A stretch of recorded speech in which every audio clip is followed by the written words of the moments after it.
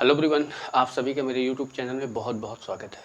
आज की क्लास बहुत ही ज़्यादा खास होने वाली है और आज की क्लास में हम बात करने वाले हैं भारत के बंदरगाह। और आज की क्लास में अगर आपने पूरा वीडियो देखा तो इस बंदरगाह से जो भी प्रश्न अगर एग्ज़ाम में आते हैं, चाहे आप एसएससी की तैयारी कर रहे हो, रेलवे कर रहे हो, व्यापम कर रहे हो, कोई भी अगर गवर्नमेंट एग्ज़ाम की तैयारी कर रहे हो, तो ये बंदरगाह से क्वेश्चंस आपका छूट के नहीं जाएगा। ठीक है, आपको वीडियो को पूरा अंत तक देखना है। आपको बहुत सारी चीज़ें जानने को मिलेंगी और अपनी कॉपी में नोट कर सकते हो, नोट्स बना सकते हो, जिससे आप इसका रिवीजन भी कर सकते हैं। ठीक है, वीडियो अगर पसंद है तो वीडियो को एक बार कमेंट ज़रूर करें और वीडियो को शेयर करें और लाइक करें। तो चलिए स्टार्ट करते हैं आज का हमारा ये क्लास बंदरगाह। तो सबसे पहली बात अगर मैं बताऊं कि बंदरगाह होते क्या हैं, तो आपने देखा होगा जैसे इस टाइप का यहाँ पे आपको दिख रहा है फिगर, चित्र ये आपको दिख रहे हैं। बंदरगाह जो जो समुद्र के किनारे बनाए जाते हैं, यानी यातायात के लिए बोल सकते हैं या सामानों का आयात निर्यात के लिए। जो जैसे आपने रेलवे प्लेटफॉर्म देखा होगा तो इसी टाइप का क्या होता है, शिप का ये प्लेटफॉर्म है जहाँ से सामानों को इधर से दूसरी जगह लाने और जाने का काम किया जाता है। ठीक है, तो इसका एक एक चीज़ों को हम देखेंगे। सबसे पहले अगर हम बात करें कि बंदरगाह होता क्या है, तो बंदरगाह के बारे में यहाँ पे देखो। बंदरगाह एक, अगर आप यहाँ पे देखोगे मेरे भाई, बंदरगाह एक क्या होता है, तटीय क्षेत्र होता है। तटीय क्षेत्र का मतलब क्या होता है, जब भी बंदरगाह जहाँ बनेगा, जैसे हो सकता है कि वो नदी का किनारा हो या समुद्र का किनारा हो, यानी उसको हम क्या बोलते हैं, तट बोलते हैं। जो जल परिवहन, मतलब जल परिवहन जैसे जहाज़ों का आना जाना, या व्यापार का संचालन जैसे एक देश से दूसरे देश में सामान को ले जाने और लाने की जो व्यवस्था करता है, तो वो क्या कहलाता है, बंदरगाह, मतलब एक स्थान से दूसरे स्थान तक। ठीक है, भारत देश की मुख्य भूमि की 5,600 किलोमीटर लंबी तट रेखा, यानी भारत की जो जलीय सीमा रेखा है वो कितनी है, 5,600 किलोमीटर है। यानी जो जलीय सीमा है, लंबी तट रेखा पर कुल 13 बड़े बंदरगाह हैं। तो ये इंपॉर्टेंट है कि अगर आपके एग्जाम में प्रश्न आता है कि भारत में कुल कितने बंदरगाह हैं, बड़े बंदरगाह हैं, वो कितने हैं, 13 हैं। लेकिन अगर इनके साथ साथ बात किया जाओगे तो 185 मध्यम व छोटे वर्ग के बंदरगाह स्थित हैं, जो किसी नदी के किनारे या किसी छोटे समुद्र के किनारे स्थित हैं, जो छोटे के अंतर्गत आते हैं। ठीक है, बड़े बंदरगाहों का नियंत्रण एवं प्रबंधन केंद्र सरकार के द्वारा किया जाता है। यानी जो बड़े बंदरगाह हैं, जो 13 बंदरगाह हैं, इनका जो नियंत्रण किसके द्वारा किया जाता है, तो ये केंद्र सरकार के अंतर्गत किया जाता है। लेकिन जबकि जो छोटे बंदरगाह हैं, देखो यहाँ पे क्या लिखा है, जो छोटे बंदरगाह या मध्यम बंदरगाह हैं, ये संविधान की समवर्ती सूची में शामिल हैं और इनका प्रबंधन तथा प्रशासन संबंधित राज्य सरकारों द्वारा किया जाता है। यानी जो छोटे छोटे बंदरगाह हैं, तो वो उन्हीं जहाँ पे बनाए गए हैं उन्हीं उसी राज्य के सरकार के द्वारा किया जाता है। लेकिन जो बड़े बंदरगाह हैं, जैसे आपका मुंबई बंदरगाह हो गया, कोच्चि बंदरगाह हो गया, ये जितने सारे बड़े बंदरगाह हैं, इनका जो संचालन किया जाता है वो केंद्र सरकार के द्वारा किया जाता है। ठीक है, तो अब हम इसी के एक एक बंदरगाह के वो देखेंगे। जो 13 बड़े बंदरगाह हैं कि कौन सा बंदरगाह है, कहाँ स्थित है, उसकी विशेषता क्या है, यहाँ से क्या क्या सामान आयात निर्यात किया जाता है। ठीक है, तो आगे बढ़ते हैं। बंदरगाह के पहले देखेंगे बंदरगाह कितने प्रकार के होते हैं। तो बंदरगाह 2 प्रकार के होते हैं। एक क्या होता है, कृत्रिम बंदरगाह, और दूसरा आपका क्या होगा, प्राकृतिक बंदरगाह। कृत्रिम यानी आर्टिफिशियल बंदरगाह, जिसको हम आप लोगों ने जैसे वहाँ के लोगों ने बनाया है, या बोल सकते हैं कि जो लोगों के द्वारा बनाया जाता है। प्राकृतिक बंदरगाह का मतलब क्या होता है, जो पहले से बना होता है, जिसको लोगों के द्वारा नहीं बनाया गया है, ये प्राकृतिक बंदरगाह है, नेचुरल बंदरगाह है, जो ऑटोमेटिक पहले से बना हुआ होगा। ठीक है, अब कौन सा बंदरगाह किस कैटेगरी में आता है, इन सभी को हम एक एक करके डिसाइड करेंगे। ठीक है, ये देखो आपको भारत का मैप दिख रहा होगा। मोस्ट इम्पॉर्टेंट चीज़ आपको यहाँ मिल जाएगी। अगर आपने इसको समझ लिया तो आप सारे बंदरगाह को समझ लिया। एग्जाम में क्वेश्चन ये आता है, जैसे कोई भी बंदरगाह का नाम दे देगा, पूछेगा किस राज्य में है, या राज्य दे देगा, पूछेगा इस राज्य में कौन सा बंदरगाह है। तो सबसे पहले हम एक एक करके देखेंगे। तो सबसे पहले आपको देखो यहाँ मिल जाएगा, ये क्या है, कांडला बंदरगाह है, और ये राज्य कौन सा है, गुजरात। कौन सा राज्य है, ये गुजरात राज्य में स्थित है। दूसरा कौन सा है, मुंबई बंदरगाह है, और यहाँ एक क्या है, ये जवाहरलाल नेहरू बंदरगाह है। ये दोनों कहाँ है, मुंबई में है। मुंबई, या मुंबई के अलावा हम इसको राज्य का नाम अगर लिखेंगे तो ये कहाँ है, ये महाराष्ट्र है। ये महाराष्ट्र है। मर्मो गोवा बंदरगाह यहाँ पे छोटा सा, ये क्या है, ये गोवा है। ये गोवा में स्थित है। न्यू मंगलोर बंदरगाह, ये कर्नाटक है। ये कर्नाटक में स्थित है। कोच्चि बंदरगाह, कोच्चि बंदरगाह आपको दिखाई दे रहा होगा, ये क्या है, केरल है। केरल है। तूतीकोरिन बंदरगाह, ये क्या है, तमिलनाडु है। तमिलनाडु है। तमिलनाडु।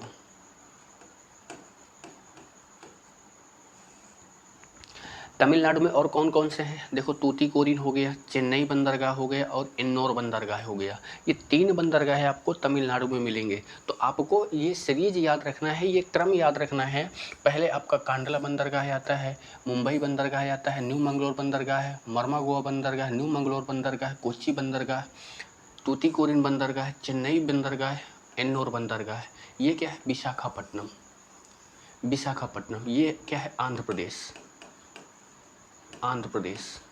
ये आंध्र प्रदेश में कौन सा बंदरगाह है, विशाखापट्टनम बंदरगाह है। पारादीप बंदरगाह उड़ीसा। और कोलकाता बंदरगाह ये आपका है वेस्ट बंगाल, पश्चिम बंगाल। पश्चिम बंगाल। तो ये बंदरगाहें आपको इनको याद रखना है।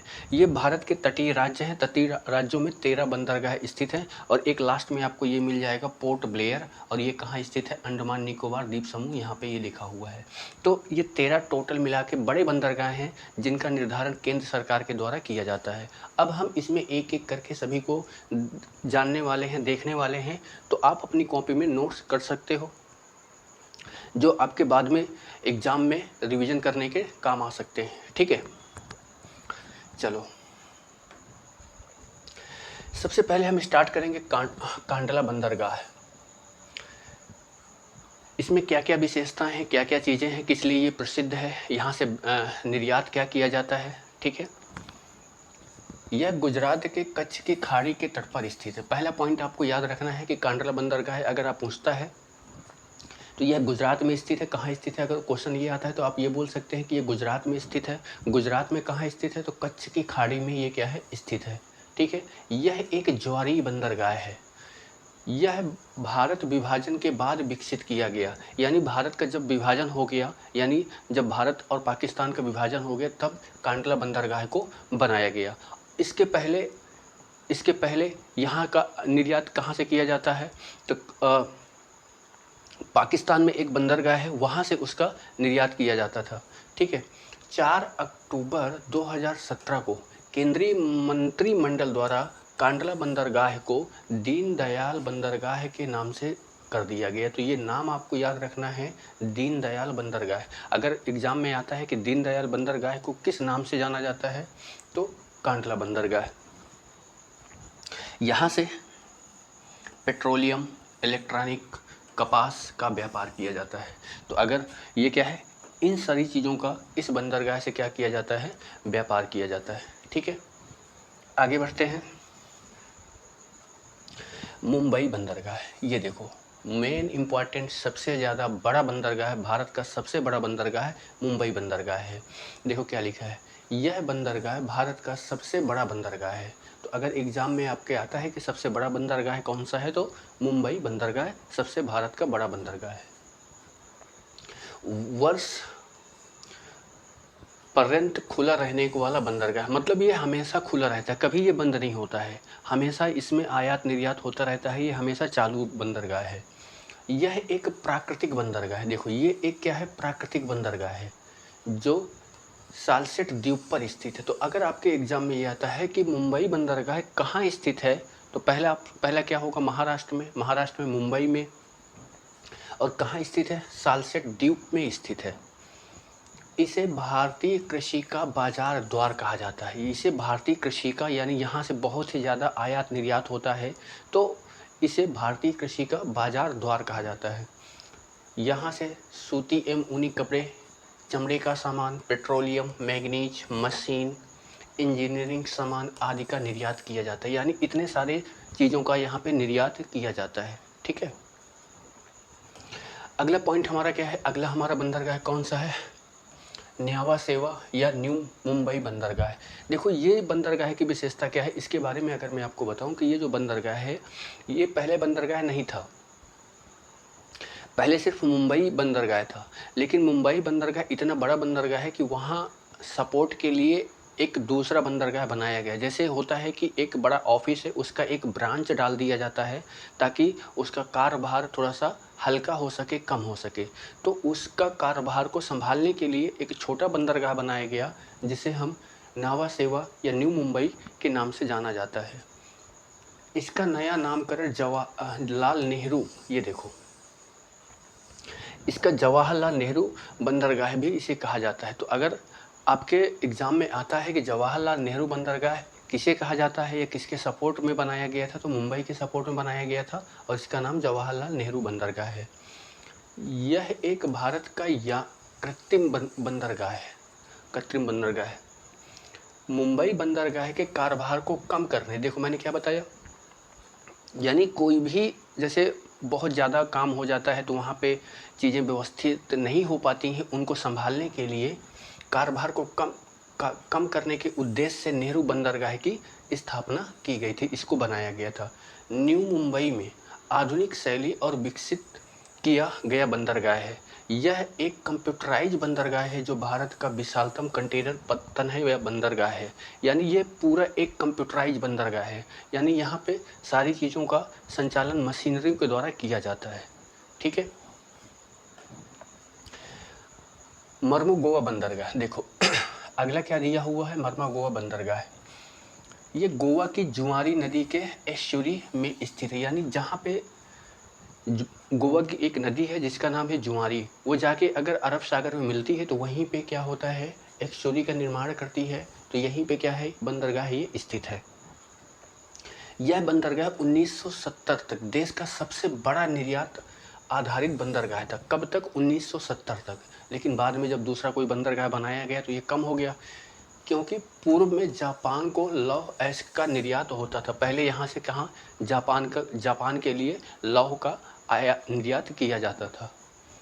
वर्तमान में मैग्नीज, सीमेंट, उर्वरक, कॉफ़ी, नारियल, काजू, नमक आदि का निर्यात भी किया जाता है। ठीक है। तो ये सारे पॉइंट है, आपको अपनी कॉपी में नोट करना है, जिससे क्या है आने वाले एग्जाम में आपको मदद ज़रूर मिल सकती है। अगला पॉइंट क्या दिया है, अगला बंदरगाह हमारा कौन सा है, न्यू मंगलोर बंदरगाह। यह बंदरगाह मर्मा गोवा और कोच्चि के मध्य में स्थित है। देखो मर्मा गोवा बंदरगाह आपने अभी देखा है कहाँ स्थित है, गोवा में स्थित है। कोच्चि बंदरगाह कहाँ है, केरल में स्थित है। इनके मध्य में कौन सा बंदरगाह स्थित है, तो न्यू मंगलोर बंदरगाह कर्नाटक में स्थित है। ठीक है।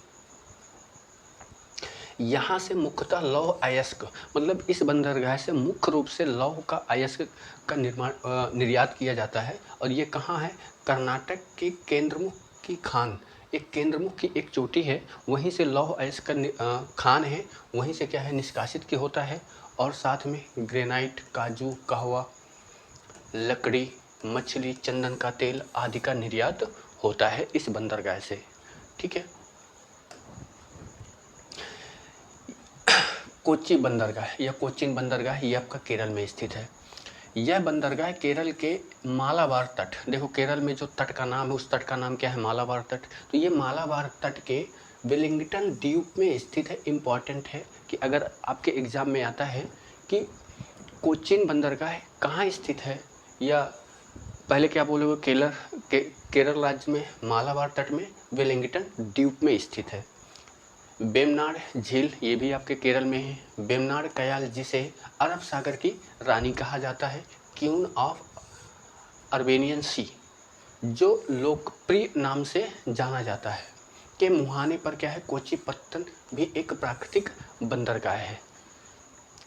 पूरब का बेसिन कहा जाने वाला यह बंदरगाह केरल के मारावाल तट के वेलिंगटन द्वीप में स्थित है। इसकी गोदी वर्ष भर क्या रहती है, खुली रहती है। ये भी क्या रहता है कि पूरे वर्ष भर खुला रहता है। यहाँ से मछली, चमड़ा, नारियल, मसाले, क्योंकि केरल में सबसे ज़्यादा मसाले का उत्पादन होता है, आदि का निर्यात किया जाता है। इस बंदरगाह के निकट एक जलयान का निर्माण तथा एक पेट्रोलियम शोधनशाला स्थापित की गई है। मतलब यहाँ पे पेट्रोलियम और ये जलयान का निर्माण के एक शोधशाला आसपास बनाए गए हैं। ठीक है। अगला दिया है तूतीकोरिन बंदरगाह। भारत के दक्षिण पूर्वी छोर पर तमिलनाडु में, देखो ये जब मैंने डायग्राम वहाँ पे बताया तो तमिलनाडु में 3 बंदरगाह हैं, तूतीकोरिन, चेन्नई और एन्नोर बंदरगाह है। तो भारत के दक्षिण पूर्वी छोर पर तमिलनाडु में क्या है, ये स्थित है। 27 जनवरी 2011 को तूतीकोरिन पोर्ट ट्रस्ट का नाम बदलकर चिदम्बरनार पोर्ट ट्रस्ट कर दिया गया। देखो ये इंपॉर्टेंट चीज़ें हैं, ये सारी चीज़ें आपके एग्जाम में आ सकती हैं, तो आप इनको अपनी कॉपी में नोट कर सकते हो कि अगर तूतीकोरिन का नाम बदल के क्या रख दिया गया, चिदम्बरनार पोर्ट ट्रस्ट नाम रख दिया गया। श्री BOR चिदम्बरम पिल्ले ने 1906 में प्रथम स्वदेशी भारतीय नौवहन सेवा तूतीकोरिन से कोलंबो के बीच प्रारंभ की थी। तो देखो ये भी, यानी कोलंबो से और तूतीकोरिन के बीच किसने स्टार्ट किया था, तो चिदम्बरम नौसेना वाहन की यहाँ से शुरुआत किया था। ठीक है। आगे देखो कौन सा बंदरगाह दिया है, चेन्नई बंदरगाह।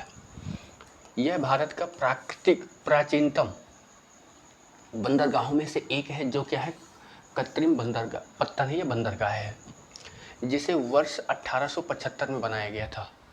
तट पर पानी की कमी के कारण, मतलब क्या होता है कि पहले अगर पानी कम होगा तो वहाँ पे जहाज नहीं आ सकते हैं।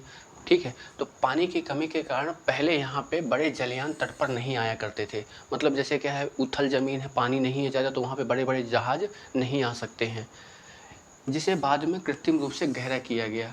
जैसे जहाज़ नहीं आते हैं तो वहाँ पे सामान लाने ले जाने में प्रॉब्लम होती रही होगी, तो इसके लिए उसको वहाँ पे गहरा बनाया गया और जिसे कृत्रिम रूप दिया गया। ठीक है। यहाँ से पेट्रोलियम उत्पादन, उर्वरक, लौह अयस्क, मैग्नीज, अभ्रक, कोयला, मशीनें, सूती और रेशमी कपड़े, चमड़ा, रबड़, तंबाकू, तेल, हल्दी आदि का आयात निर्यात होता है। मुंबई के बाद चेन्नई देश का दूसरा सबसे बड़ा बंदरगाह है। सबसे बड़ा बंदरगाह पहले कौन सा है, मुंबई है, इसके बाद कौन सा है आपका, कौन सा है, चेन्नई है। ये देश का दूसरा सबसे बड़ा बंदरगाह है। ठीक है।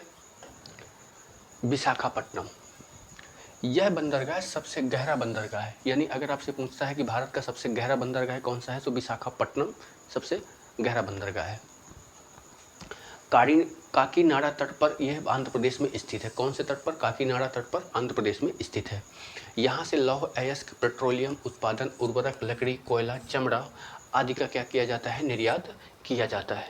ठीक है। पारादीप बंदरगाह, यह उड़ीसा राज्य के कटक से 100 किलोमीटर दूर महानदी के डेल्टा पर बना है। यानी जहाँ पे महानदी यहाँ से होके उड़ीसा से होके जाती है, तो जहाँ पे बंगाल की खाड़ी में महानदी मिलती है, तो वहाँ पे डेल्टा का निर्माण करती है, तो उसी जगह पर ये पारादीप बंदरगाह बनाया गया है। यहाँ से मुख्यतः जापान के लिए कच्चा लोहा का निर्यात किया जाता है। यहाँ से जापान के लिए कच्चा लोहा भेजा जाता है। इसका पोताश्रय सबसे गहरा है। पोताश्रय का मतलब क्या होता है, इसमें थोड़ा सा जान लेते हैं। पोताश्रय का मतलब क्या होता है कि एक ऐसा जलाशय जहाँ गहरा हो, जहाँ पे हम जहाज़ों को खड़ा कर सके, जहाँ पे लहरें ना आ सके, वो इस स्थान को क्या बोलते हैं, पोताश्रय बोला जाता है। जहाँ पे चीज़ों को सही तरीके से रख सके और गहरा भी हो, और वहाँ पे जैसे समुद्र में लहरें आती हैं, तो वहाँ पे क्या है ना, लहरें आने की कोई चांस नहीं रहते हैं। ठीक है। कोलकाता बंदरगाह, देखो ये भी बहुत ज़्यादा इम्पोर्टेंट है। कोलकाता बंदरगाह यह बंदरगाह हुगली नदी, आपको पता है कि हुगली नदी जो है गंगा की सहायक नदी है, गंगा से ही निकल के जाती है, में अवस्थित है, जो बंगाल की खाड़ी से 128 किलोमीटर की दूरी पर स्थित है। मुंबई पत्तन की भांति इसका विकास भी अंग्रेज़ों के द्वारा किया गया। मतलब जैसे मुंबई बंदरगाह को अंग्रेज़ों के द्वारा बनाया गया, वैसे इसको भी अंग्रेज़ों के द्वारा ही निर्माण किया गया है। हल्दिया कोलकाता से 105 किलोमीटर दूर है, यानी हल्दिया बंदरगाह, ये भी आपका हल्दिया बंदरगाह है। यहाँ से पूर्णतः प्राकृतिक बंदरगाह है। यह एक नदी पत्तन भी है, नदी बंदरगाह भी है, कांडला भी कांडला की भांति यह एक ज्वारी पत्तन भी है, यानी जैसे कांडला बंदरगाह ज्वारी बंदरगाह है, तो ये भी एक ज्वारी बंदरगाह भी है। इस बंदरगाह पर जल के स्तर को बढ़ाने के लिए फरक्का बांध है, यानी फरक्का बांध आपने देखा होगा, फरक्का बांध गंगा नदी में स्थित है। फरक्का बांध नामक एक कृत्रिम बांध बनाया गया, जिससे क्या है पानी की कमी ना हो सके, पानी पर्याप्त मात्रा में मिल सके, जिससे वहाँ पे जहाज़ों का आना जाना बना रहे। 12 जनवरी 2020 को देखो इम्पॉर्टेंट है, कोलकाता पत्तन न्यास का पुनर्नामकरण करके डॉक्टर श्यामा प्रसाद मुखर्जी पत्तन न्यास कर दिया गया। डॉक्टर श्यामा, देखो इनके नाम बदल गए हैं। अब ज़्यादातर क्वेश्चन आपके नाम से ही आ जाएंगे कि कोलकाता बंदरगाह को किस नाम से जाना जाता है, तो पता होना चाहिए कि डॉक्टर श्यामा प्रसाद मुखर्जी पत्तन न्यास कर दिया गया था। कब? 12 जनवरी 2020 को। ठीक है। एन्नोर बंदरगाह, देखो ये एन्नोर बंदरगाह कहाँ स्थित है? तमिलनाडु में स्थित है। यह तमिलनाडु के तट पर चेन्नई के उत्तर में स्थित है। इसका परिचालन 2001 से शुरू हुआ है। यह देश का सबसे बड़ा कंप्यूटराइज बंदरगाह है। जो मैंने अभी बताया था कि जो नेहरू बंदरगाह को बनाया गया था मुंबई की सपोर्ट के लिए, तो वो भी एक कंप्यूटराइज बंदरगाह है। यानी ये क्या है? भारत का सबसे बड़ा कंप्यूटराइज बंदरगाह है। देश का प्रथम पब्लिक कंपनी मिनी रत्न बंदरगाह है। यह देश का प्रथम निजी क्षेत्र में स्थापित बंदरगाह है, जिसको भारत अपने क्षेत्रों में स्थापित करी है। यह चेन्नई से 24 किलोमीटर उत्तर में स्थित है। 21 फरवरी 2014 को एन्नोर बंदरगाह का नामकरण स्वतंत्रता सेनानी व आधुनिक तमिलनाडु के निर्माण के कामराज के नाम पर कामराज पोर्ट लिमिटेड कर दिया गया था। तो ये चीज़ आपको याद होना चाहिए कि कि एन्नोर बंदरगाह का नाम जो है क्या बदल के रख दिया गया है? कामराज पोर्ट लिमिटेड कर दिया गया है। पोर्ट ब्लेयर बंदरगाह, ये आपका आखिरी बंदरगाह पोर्ट ब्लेयर, जो आपका अंडमान में स्थित है। अंडमान निकोबार द्वीप समूह में स्थित पोर्ट ब्लेयर बंदरगाह का केंद्र सरकार ने 1 जून 2010, ये देखो 1 जून 2010 को बड़े बंदरगाहों की श्रेणी में इसे सम्मिलित किया। यानी पहले ये बड़े बंदरगाह यानी केंद्र सरकार के अंतर्गत नहीं आता था, लेकिन 1 जून 2010 को केंद्र सरकार ने इसको बड़े बंदरों की श्रेणी में शामिल कर दिया गया। इससे देश में बड़े बंदरगाहों की कुल संख्या कितनी हो गई? 13 हो गई। यानी इसके पहले अगर संख्या की बात करोगे तो कितने रहे होंगे? 12 रहे होंगे। जब इसको शामिल कर दिया गया तो 13 हो गए। इन बंदरगाहों का प्रबंधन मेजर पोर्ट ट्रस्ट अधिनियम के अंतर्गत पोर्ट ट्रस्ट ऑफ इंडिया के द्वारा किया जाता है। अगर आपसे प्रश्न ये आता है कि बंदरगाहों का प्रबंधन कौन करता है, तो ये बोल सकते हैं कि पोर्ट ट्रस्ट ऑफ इंडिया के द्वारा इन बंदरगाहों का प्रबंधन किया जाता है। ठीक है। लास्ट में यहाँ पे मैं आपको ये दिखाना चाहूँगा कि यहाँ पे देखो भारत के जो और भी बंदरगाह हैं, जैसे हमने किनको देखा है। हमने देखो यहाँ विशाखापट्टनम को देखा है, जो बड़े बंदरगाह हैं। यहाँ पे आपको कोलकाता बंदरगाह मिल जाएगा। यहाँ पे आपको देखोगे तो एन्नोर बंदरगाह ये है। ठीक है। तूतीकोरिन बंदरगाह यहाँ पे है। ये चेन्नई बंदरगाह यहाँ पे स्थित है। कोच्चि बंदरगाह देखो यहाँ पे स्थित है। न्यू मंगलोर बंदरगाह यहाँ पे स्थित है। मरमागोआ बंदरगाह यहाँ पे स्थित है। ठीक है। इसके बाद देखोगे नेहरू बंदरगाह जो हमने पढ़ा है। इसके बाद मुंबई बंदरगाह यहाँ पे स्थित है, और ये कांडला बंदरगाह आपका यहाँ स्थित है। तो ये आपके 13 बंदरगाह हो गए, और ये पोर्ट ब्लेयर, ये 13 बंदरगाह हो गए। इसके बाद जो बच रहे हैं छोटे छोटे बंदरगाह हैं, जिनकी संख्या स्टार्टिंग में मैंने बता दिया था। तो ये बड़े बंदरगाहों की संख्या कितनी है? 13 है। तो आपको ये याद रखना है 13 बड़े बंदरगाह हैं। बाकी जो छोटे छोटे हैं बहुत सारे आपको यहाँ पे दिख रहे होंगे, तो ये छोटे छोटे बंदरगाह हैं। ये एग्ज़ाम में नहीं आते हैं, लेकिन ये जो बड़े बड़े बंदरगाह हैं ये आपके एग्ज़ाम में पूछे जाते हैं। तो ये इसका जो PDF है वो आपको मैं अपने टेलीग्राम ग्रुप में शेयर कर दूंगा, व्हाट्सएप ग्रुप में शेयर कर दूंगा। जिन्होंने अगर ज्वाइन नहीं किया है ज्वाइन कर लेंगे, जिन्होंने वीडियो को सब्सक्राइब नहीं किया है सब्सक्राइब करें, और अपने दोस्तों को ज़रूर शेयर करें। ठीक है। मिलते हैं एक ऐसे ही क्लास के साथ। ठीक है। अपना ध्यान रखें और पढ़ाई अच्छे से करें। थैंक यू, धन्यवाद।